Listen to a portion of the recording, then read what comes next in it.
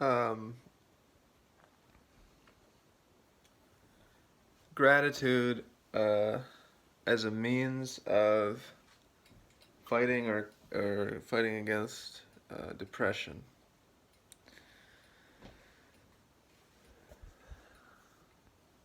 This is also something that can help you manifest. Just because it makes you feel good. When you're grateful, you feel good. And you can always be grateful because there's always something to be grateful for. When we're not being grateful, it's not that there isn't something to be grateful for. It's that we're just not aware of what we have and what we should be grateful for. And we're focused on the things that are negative. So,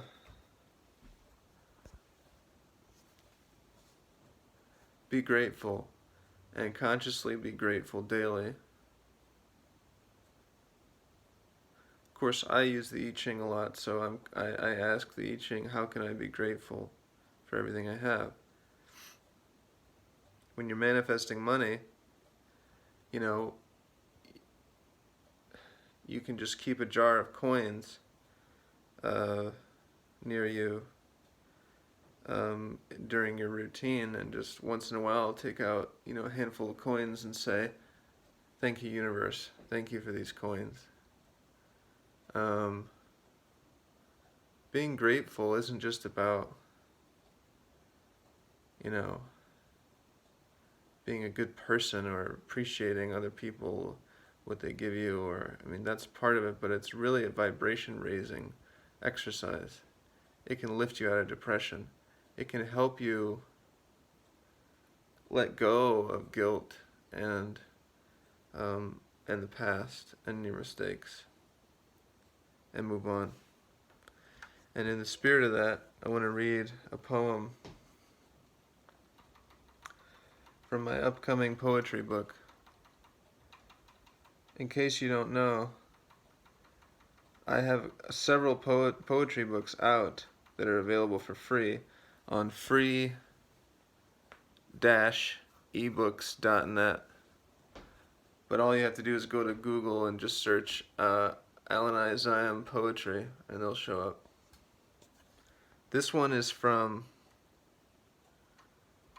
an upcoming book that I haven't finished yet, or released, obviously. Gotta finish it before you release it. And part of it came to me in a dream, and in the dream, the name Alan I. Zion came to me in a dream too when I was 17. So dreams have always been important to me, and I was always doing dream work before I knew what dream work was, because I was always writing the name Alan I. Zion on everything I created.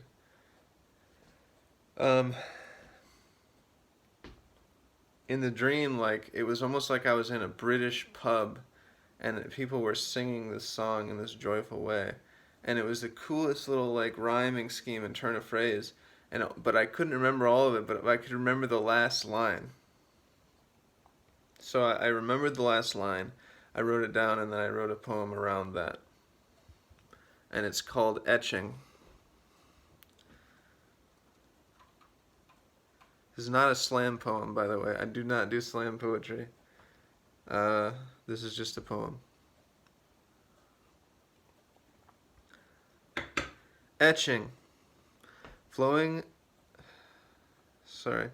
Etching. Flushing and flowing through this life. I am indoctrinated. Pressured to do just the right thing. And if my efforts to succeed were all in vain, would I feel any pain if I knew to repeat this saying? May all my woes be wishes. May all my stains be modern art. Would that all my faces were friendly, and my heartstrings broken in me to feed the rock music of the universal soul. And may all I have tainted be etchings.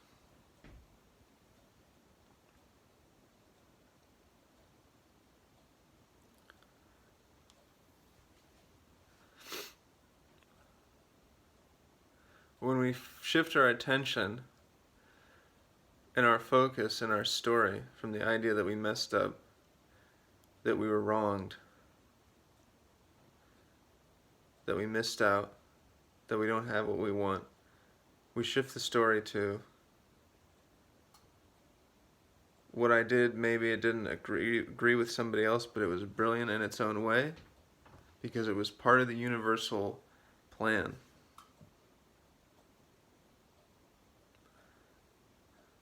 If I shift my attention from what I don't have to what I have, I'm grateful for what I have, and suddenly I forget what I don't have. And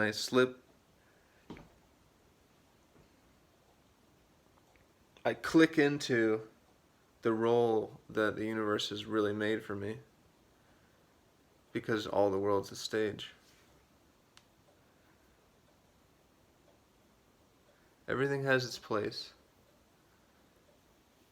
And it all depends on our perspective, the story we tell ourselves, and where we put our attention.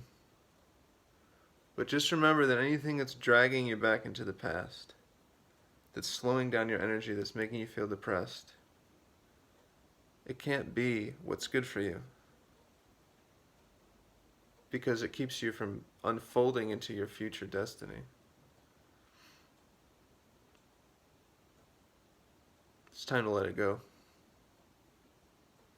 It's time to be happy and excited about the future again.